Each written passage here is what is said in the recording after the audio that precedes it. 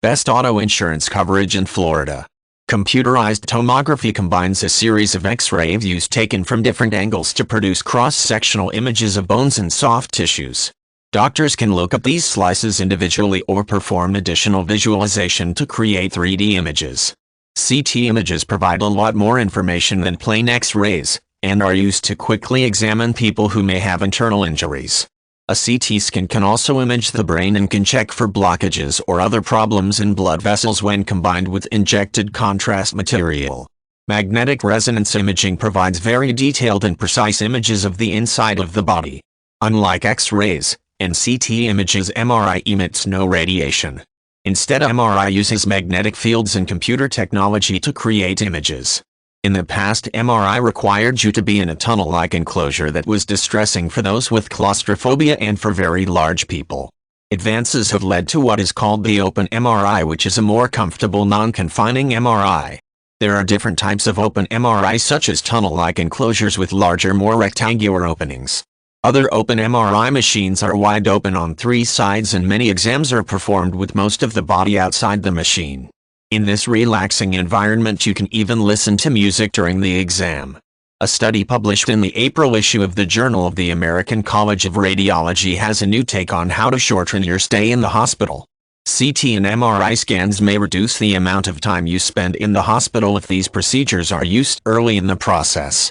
The researchers at Massachusetts General Hospital in Boston looked at 10,005 hospital admissions, which included at least one advanced imaging study from the day before admission through discharge. The results showed that the length of patients' stay in the hospital was significantly shorter when imaging techniques were used on the day before or the day of admission compared to using imaging on day 1 or 2. The study included all hospital admissions of at least 3 days. When abdominal CT exams were used, the mean length of hospital stay was reduced from 9.7 days to 8.4 days. For neurologic MRI exams, hospital stays were decreased from 8.7 days to 7.6 days.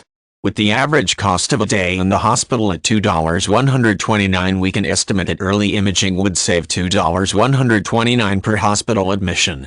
The study also suggests that early imaging could expedite inpatient care for certain types of patients. Hospital inpatient costs represent 18% of total healthcare insurance premiums paid, according to Juan Carlos Bajay, MD, MBA, who led the study. Earlier use of these imaging techniques could cut time spent in the hospital bills and insurance premiums. If you're uninsured, your medical bills typically greatly exceed the bills for individuals with health insurance. For the same procedure you have done, insurance companies can negotiate greatly reduced prices. If you have Florida health insurance, you can get these procedures for a fraction of the cost.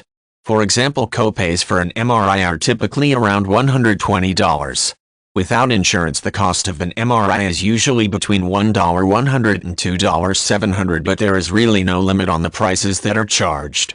Prices vary depending upon whether the MRI is performed at a doctor's office or in a hospital, and upon what part of the body is scanned. When ordered by a doctor, an MRI is covered by almost all health insurance plans.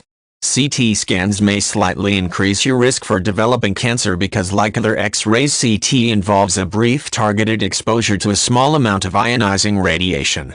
CT scans expose you to more radiation than X-ray exams and provide much more detailed images than X-rays. Any exposure to radiation without a definite medical purpose is unwise. For most patients, there are no known risks of an MRI, but patients who have an implanted defibrillator or pacemaker should not receive an MRI because it can interfere with the device's functioning.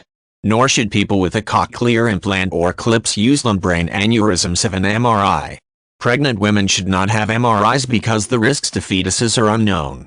If contrast material is used, there is a small risk of an allergic reaction or a very rare complication called nephrogenic systemic fibrosis.